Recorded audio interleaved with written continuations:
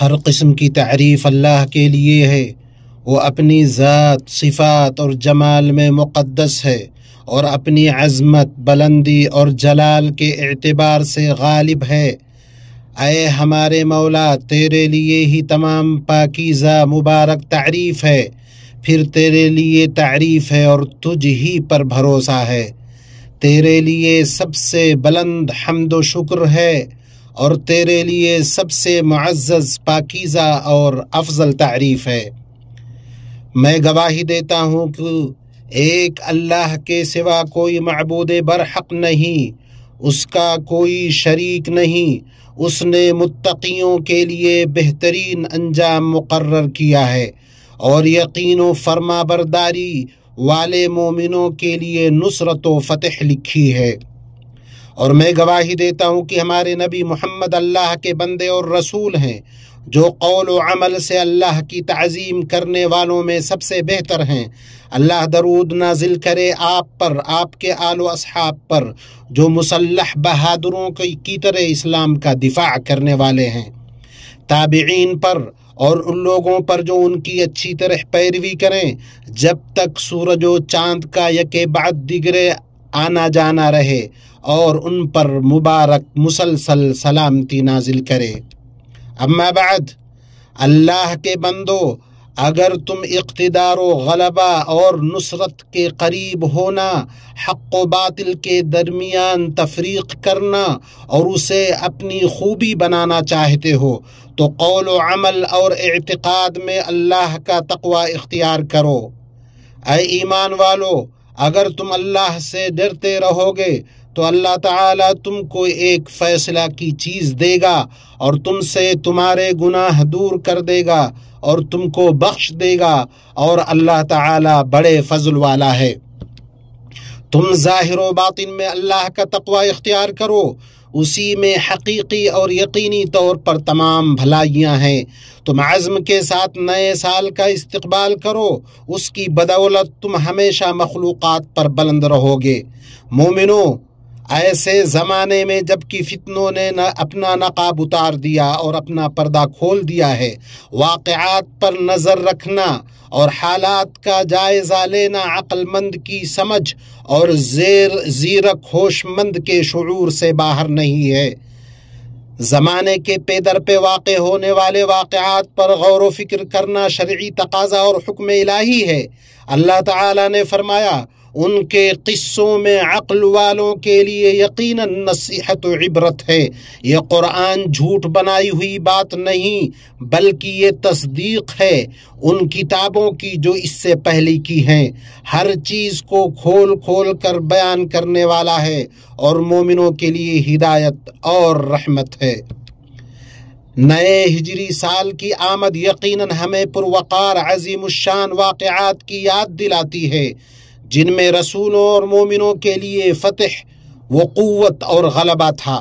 جو واقعات نفس میں عمل کی پختگی کے ساتھ اللہ سے حسن ظن اور آس و امید کو جگاتے ہیں۔ بے شک وہ موسیٰ علیہ السلام کا واقعہ مخلوقات کے سردار مصطفیٰ علیہ السلام کی ہجرت اور عاشورہ کا دن ہے، ایسا دن جس میں اللہ نے اپنے نبی موسیٰ علیہ السلام کو فرعون اور اس کے گروہ سے نجات دی۔ مسلمانوں، اللہ عز و جل نے موسیٰ اور ہارون علیہ السلام کو وحی کی کہ وہ دونوں فرعون کے پاس توحید و ایمان کی دعوت دینے کے لیے جائیں۔ تم دونوں فرعون کے پاس جاؤ، اس نے بڑی سرکشی کی ہے، اسے نرمی سے سمجھاؤ کہ شاید وہ سمجھ لے یا ڈر جائے۔ یہ دعوت اللہ کے سلسلے میں عظیم سبق ہے کہ داعی اللہ نرمی و شفقت اور گفت و شنید کو لازمی اپنائے۔ داعی اللہ نرمی و شفقت اور گفت و شنید کو لازمی اپنائے اور اللہ کی طرف حکمت اور اچھی نصیحت کے ذریعے بلائے۔ اپنے رب کی راہ کی طرف لوگوں کو حکمت اور بہترین نصیحت کے ساتھ بلائیے اور ان سے بہترین طریقے سے گفتگو کیجیے۔ موسیٰ علیہ السلام بنی اسرائیل کو لے کر نکلے اور فرعون اپنے لشکروں سمیت ان کے پیچھے لگ گیا۔ جب بنی اسرائیل نے دیکھا کہ وہ ان کے قریب آ پہنچا ہے تو کہنے لگے ہم تو پکڑے گئے، مگر موسیٰ علیہ السلام کی طرف سے اعتماد سے بھرپور جواب آیا، ہرگز نہیں، میرے ساتھ میرا رب ہے، وہ ضرور میری رہنمائی فرمائے گا۔ یہ یقین اور حسن ظن کا ایک اور سبق ہے۔ تو اللہ کے بندو، تم بھی اپنے رب سے حسن ظن رکھو اور ان قصوں، واقعات اور خبروں سے سبق، عبرت اور فائدہ حاصل کرو۔ اللہ کے نبی موسیٰ علیہ السلام کو جس قدر پختہ یقین اور مضبوط ایمان تھا، اسی قدر فوری جواب ملا۔ ہم نے موسیٰ علیہ السلام کی طرف وحی بھیجی کہ دریا پر اپنی لاٹھی مار، پس اسی وقت دریا پھٹ گیا اور پانی کا ہر حصہ بڑے پہاڑ کے مثل ہو گیا۔ اللہ تعالی نے فرعون اور اس کی پوری قوم کو غرق کر دیا۔ یہ واقعہ یوم عاشوراء کو پیش آیا اور یہ موسیٰ علیہ السلام اور بنی اسرائیل میں سے ان کے ساتھ ایمان لانے والوں کے لیے عظیم نعمت تھی۔ چنانچہ اللہ کے لیے شکرانے کے طور پر موسیٰ علیہ السلام اور بنی اسرائیل نے اس دن کا روزہ رکھا۔ اس طرح فتح مبین حاصل ہوئی اور انجام کار متقیوں کے حق میں ثابت ہوا۔ مسلمانوں، ہجرت نبوی کے واقعہ میں اسی شرعی اور قدرتی سنت کا اس بات ہے۔ تم نے اگر نبی کی مدد نہ کی تو کچھ پرواہ نہیں، اللہ ان کی مدد اس وقت کر چکا ہے جب کافروں نے انہیں نکال دیا تھا، جب وہ صرف دو کا دوسرا تھے، جب وہ دونوں غار میں تھے، جب وہ اپنے ساتھی سے کہہ رہے تھے کہ غم نہ کرو، اللہ ہمارے ساتھ ہے۔ حضرت ابو بکر رضی اللہ عنہ نے کہا، اگر ان میں سے کسی نے اپنے پیروں کی طرف نظر کی تو وہ نیچے ہمیں دیکھ لے گا۔ تو رسول اللہ صلی اللہ علیہ وسلم اپنے رب کی مدد پر کامل بھروسہ رکھنے والے کے لہجے میں بولے، ابو بکر، تمہارا ان دو کے بارے میں کیا گمان ہے جن کا تیسرا اللہ ہے؟ غم نہ کرو، اللہ ہمارے ساتھ ہے۔ غم نہ کرو، اللہ ہمارے ساتھ ہے۔ اللہ اکبر، یہ رب العالمین کی نصرت پر یقین ہے۔ اسی لیے اس عظیم واقعے کی اہمیت کی وجہ سے عمر رضی اللہ عنہ کے دور میں دینی، تاریخی اور قومی شناخت پر فخر کرتے ہوئے مسلمانوں نے متفقہ طور پر اس واقعے کو اسلامی کیلنڈر کا آغاز قرار دیا۔ اس کا تقاضا ہے کہ اس کے نقش قدم پر چلنا چاہیے اور اس پر فخر کرنا چاہیے کہ ہم ایسی امت ہیں کہ ہر دور اور ہر زمانے میں جس کی تاریخ اور تہذیب رہی ہے اور جس کا پیغام رہا ہے۔ امت مسلمہ، مسلمان کا طریقہ فتنہ آ جانے کے وقت یہ ہے کہ وہ اللہ کی طرف دعا کے ساتھ متوجہ ہوتا ہے، کثرت سے توبہ و استغفار کرتا ہے، بے فائدہ باتوں سے بچتا ہے، اور یہ معاملہ اور ہر معاملہ اہل علم کے سپرد کرتا ہے، جیسا کہ اللہ تعالی نے فرمایا، حالانکہ اگر یہ لوگ اسے رسول کے اور اپنے میں سے ایسی باتوں کی تہ تک پہنچنے والوں کے حوالے کر دیتے تو اس کی حقیقت وہ لوگ معلوم کر لیتے جو نتیجہ اخذ کرتے ہیں۔ اسلام تشدد کو چھوڑنے، اتحاد قائم کرنے، تعمیر، آباد کاری، ترقی اور کمال کے لیے وقت نکالنے اور فساد و بگاڑ اور تباہی سے دور رہنے کی دعوت دیتا ہے۔ قوموں کو جنگیں چھوڑنے کی اور بندوں اور ملکوں کو امن و سلامتی اور درستگی کی کتنی ضرورت ہے۔ اللہ تعالیٰ کا فرمان ہے، اے ایمان والو، اگر تم اللہ کے دین کی مدد کرو گے تو وہ تمہاری مدد کرے گا اور تمہیں ثابت قدم رکھے گا۔ اللہ مجھے اور آپ کو دونوں وحیوں میں برکتوں سے نوازے، مجھے اور آپ کو انس و جن کے سردار کے طریقے سے فائدہ پہنچائے۔ میں اپنی یہ بات کہتا ہوں اور اپنے لیے، آپ کے لیے اور بقیہ تمام مسلمانوں کے لیے ہر گناہ سے مغفرت طلب کرتا ہوں۔ آپ بھی اس سے مغفرت طلب کریں، اس کی جناب میں توبہ کریں، بلا شبہ وہ بڑا بردبار، بخشنے والا، مہربان ہے۔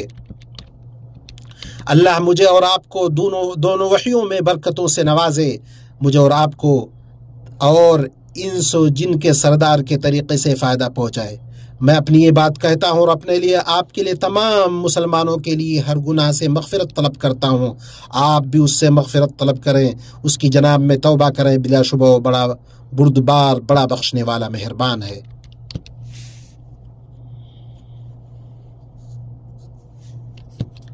ہر قسم کی تعریف اللہ کے لیے ہے، اس نے ہمیں پے در پہ بہت زیادہ اور بابرکت نعمتوں سے نوازا۔ اللہ کا درود نازل ہو اس کے رسول، اس کی چنیدہ ہستی پر اور آپ کے آل و اصحاب پر جو اتفاق و اتحاد کی بلندی پر فائز تھے، اور تابعین پر اور جنہوں نے درست طریقے سے ان کی پیروی کرے ان پر، اور خوب اچھی سلامتی ہو جب تک آہ و گریہ وزاری کرنے والے دعا کرتے رہیں گے۔ اما بعد، اللہ کے بندو، اللہ کا کما حق تقوی اختیار کرو اور جان لو کہ عمریں جلد ختم ہونے والی ہیں، باقی رہنے والی نہیں۔ تقوی کا توشہ لے لو، تمہارے احوال پاکیزہ ہوں گے اور قبولیت کے منازل طے کریں گے۔ مومنوں، اللہ کے نبی موسیٰ علیہ السلام کے قصے اور محمد مصطفیٰ علیہ السلام کی ہجرت میں فتنوں سے نجات کا مکمل عملی نمونہ پایا جاتا ہے، بشرط یہ کہ اللہ کی شریعت کو مضبوطی سے پکڑا جائے، اس سے حسن ظن رکھا جائے اور اس پر بہتر توکل کیا جائے۔ موسیٰ علیہ السلام اور محمد صلی اللہ علیہ وسلم نے کامیابی کے لمحے میں رب العالمین کے شکر کا حق ادا کیا۔ وہ دونوں اس دن یعنی یوم عاشوراء کو اللہ کی عظیم نعمت پر شکرانے کے طور پر روزہ رکھا کرتے تھے۔ صحیحین میں ابن عباس رضی اللہ عنہما سے روایت ہے، انہوں نے کہا، اللہ کے نبی صلی اللہ علیہ وسلم مدینہ آئے، آپ صلی اللہ علیہ وسلم نے دیکھا کہ یہود 10 محرم کا روزہ رکھتے ہیں، تو آپ صلی اللہ علیہ وسلم نے فرمایا، یہ کیا ہے؟ انہوں نے کہا، یہ مبارک دن ہے، یہ وہ دن ہے جس میں اللہ نے بنی اسرائیل کو ان کے دشمن سے نجات دی۔ موسیٰ علیہ السلام نے اس کا شکرانے کے طور پر روزہ رکھا، سو ہم روزہ رکھتے ہیں۔ آپ صلی اللہ علیہ وسلم نے فرمایا، میں تو تم سے زیادہ موسیٰ کا حقدار ہوں۔ پھر آپ صلی اللہ علیہ وسلم نے روزہ رکھا اور اس دن روزہ رکھنے کا حکم دیا۔ اور صحیحین میں ابن عباس رضی اللہ عنہما سے روایت ہے، انہوں نے کہا، میں نے اللہ کے نبی صلی اللہ علیہ وسلم کو نہیں دیکھا کہ عاشوراء کے دن کے علاوہ کسی دن کو افضل سمجھ کر اس کا روزہ رکھنے کی کوشش کرتے۔ ابو قتادہ رضی اللہ عنہ کی روایت ہے کہ نبی صلی اللہ علیہ وسلم نے فرمایا، میں اللہ سے امید رکھتا ہوں کہ عاشوراء کے دن روزہ پچھلے 1 سال کے گناہوں کا کفارہ ہوگا، اور سنت یہ ہے کہ اس سے 1 دن پہلے یا 1 دن بعد کا بھی روزہ رکھا جائے۔ آپ صلی اللہ علیہ وسلم نے فرمایا، اگر میں آئندہ سال زندہ رہا تو یقیناً 9ویں تاریخ کا بھی روزہ رکھوں گا۔ لہٰذا اللہ کے بندو، اس دن کے روزے کا اہتمام کرو، اس اجر عظیم کو لے لو، اس کو غنیمت جانو، اور کوشش کرو کہ ہمیشہ کتاب و سنت اور اس امت کے اسلاف کے منہج کو مضبوطی سے تھامے رکھو اور ذرہ برابر بھی اس سے نہ ہٹو، کیونکہ اسی میں آزمائشوں اور برائیوں سے سلامتی ہے، ظاہری اور باطنی فتنوں سے نجات ہے، ظاہری اور باطنی فتنوں سے نجات ہے۔ اللہ ہمارے اور آپ کے نیک اعمال قبول فرمائے۔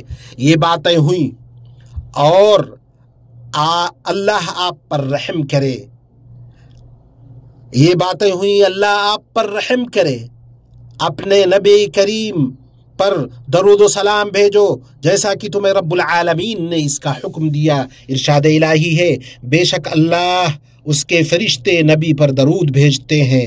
اے ایمان والو، تم بھی ان پر درود بھیجو اور خوب سلامتی بھیجتے رہا کرو۔ اے اللہ درود و سلام نازل فرما ہمارے نبی محمد پر، ان کی پاکیزہ اور پاک باز آل و اولاد پر، روشن چہرے والے ان کے صحابہ پر، اور خلفاء راشدین ابو بکر، عمر، عثمان و علی پر، اور تمام صحابہ تابعین، قیامت تک ان کی اچھی طرح پیروی کرنے والوں سے راضی ہو جا، اور ہمیں بھی اپنے فضل و کرم اور احسان سے ان کے ساتھ شامل فرما، اے اکرم الاکرمین۔ اے اللہ اسلام اور مسلمانوں کو غلبہ عطا فرما، دین کے قلعہ کی حفاظت کر، ہمارے اس ملک کو اور تمام مسلم ممالک کو امن و اطمینان، خوشحالی اور فراوانی والا ملک بنا۔ اے اللہ ہمیں ہمارے ملکوں میں امن عطا فرما، ہمارے سربراہوں اور حکمرانوں کو توفیق یاب کر، اور حق و درستی کے ساتھ ہمارے امام اور سربراہ کی تائید فرما۔ اے اللہ ہمارے سربراہ خادم حرمین شریفین اور ان کے ولی عہد کو اس چیز کی توفیق دے جس میں اسلام کا غلبہ اور مسلمانوں کی بھلائی ہو، اور جس میں بندوں اور ملکوں کے لیے خیر اور درستگی ہو۔ اے رب العالمین مسلمانوں کے تمام حکمرانوں کو توفیق یاب کر۔ اے اللہ ہمارے امن کے محافظوں، ہماری سرحدوں کے نگہبانوں کو توفیق یاب کر۔ اے اللہ چال بازوں کے چال سے، حاسدوں کے حسد سے، مکر کرنے والوں کے مکر سے اور ظالموں کے شر سے ہمیں محفوظ رکھ۔ اے اللہ ہمیں اپنا دین، امن وطن اور اپنے حکمرانوں، علماء اور امن کے محافظوں کو تیرے حوالے کرتے ہیں۔ اے وہ ذات جس کے پاس کوئی امانت ضائع نہیں ہوتی، اے اللہ مسلم ممالک میں امن و سلامتی، استحکام اور اتحاد کو عام کر دے۔ اے اللہ مسلمانوں اور تمام جہان سے جنگوں، مصیبتوں اور پریشانیوں کے آگ کو بجھا دے۔ اے حی قیوم، اے اللہ ہمارے ملک کو اور مسلمانوں کے سبھی ملکوں کو ہر برائی، پریشانی سے محفوظ رکھ، اسے خیر کا گھر، امن کا مرکز، حق کا ٹھکانہ بنا دے، اس پر اپنی رحمتیں اور برکتیں نازل فرما، اور برائیوں، فتنوں اور مصیبتوں سے انہیں محفوظ رکھ۔ اے اللہ تیرا لشکر شکست نہیں کھاتا، نہ ہی تیرے وعدے کی خلاف ورزی ہوتی ہے۔ تو ہر جگہ کے کمزور مسلمانوں کو نجات دے۔ فلسطین میں ہمارے بھائیوں کی مدد فرما، مسجد اقصی کو قیامت کے دن تک معزز اور بلند و بالا اور محفوظ رکھ۔ اے اللہ صہیونی ظالم اور غاصب دشمنوں کو تباہ و برباد کر دے۔ اے اللہ فلسطین میں ہمارے بھائیوں کی مدد فرما، مسجد اقصی کو قیامت کے دن تک معزز، بلند و بالا اور محفوظ رکھ۔ اے اللہ ان کے صہیونی ظالم اور غاصب دشمنوں کو تباہ و برباد کر دے، ان کے گروہوں کو منتشر کر دے، انہیں عبرت کا نشان بنا دے۔ اے اللہ ہمارے مظلوم بھائیوں پر مصیبتوں کی رات بہت طویل ہو چکی ہے، تو انہیں ایسے سال کی خوشخبری دے جس میں ان کے غم دور ہوں، ان کی پریشانیاں ختم ہو جائیں۔ اے اللہ ان کے کمزوروں پر رحم فرما، ان کے شکستوں کو جوڑ دے، ان کے معاملات کو سنبھال لے، انہیں اپنے اور ان کے دشمنوں پر غلبہ عطا فرما۔ اے اللہ وہ ننگے پاؤں ہیں انہیں سواری عطا کر، بھوکے ہیں انہیں کھانا کھلا، وہ برہنہ ہیں انہیں لباس عطا کر، وہ مظلوم ہیں ان کی مدد کر۔ اے کمزوروں کے مددگار، فریادیوں کی فریاد رسی کرنے والے، اے اللہ ہم ان کی جانوں، بچوں، غریبوں کو تیرے حوالے کرتے ہیں، انہیں قریبی نصرت، فوری خوشحالی عطا فرما۔ اے صاحب جلال و اکرام، اے اللہ ان پر سکینت اور یقین نازل فرما۔ اے رب العالمین، اے ہمارے رب ان پر رحم فرما، تو سب سے زیادہ رحم کرنے والا ہے۔ اے اللہ ہمارے اس سال کو خیر و برکت، غلبہ و نصرت اور اسلام و مسلمان کے لیے کامیابی کا سال بنا، ہمارے حال کو ماضی سے بہتر اور مستقبل کو حال سے بہتر بنا۔ اے اللہ ہماری امیدیں پوری فرما، ہمارے غم دور کر، نیکیوں پر ہمارے اعمال کا اختتام کر، ہماری موت کو سعادت کے ساتھ بنا دے۔ اے صاحب جلال و اکرام، اے عظیم صفات والے، اے مہربانی کرنے والے، اے عظیم احسان والے، اے کریمانہ درگزر کرنے والے، اے وسیع مغفرت والے، اے رب العالمین، اے اللہ، اے ہمارے رب، ہمیں دنیا میں بھلائی عطا فرما اور آخرت میں بھی بھلائی دے، اور ہمیں آگ کے عذاب سے بچا۔ ربنا آتنا فی الدنیا حسنۃ وفی الآخرۃ حسنۃ وقنا عذاب النار۔ اے رب ہماری دعائیں قبول فرما، بے شک تو سننے والا ہے، ہماری توبہ قبول فرما، بے شک تو توبہ قبول کرنے والا ہے، ہمارے والدین اور ان کے والدین اور تمام مسلمان مردوں اور عورتوں کو بخش دے، بے شک تو سننے والا، قریب اور دعاؤں کو قبول کرنے والا ہے۔ سبحان ربک رب العزت عما یصفون وسلام علی المرسلین والحمد للہ رب العالمین۔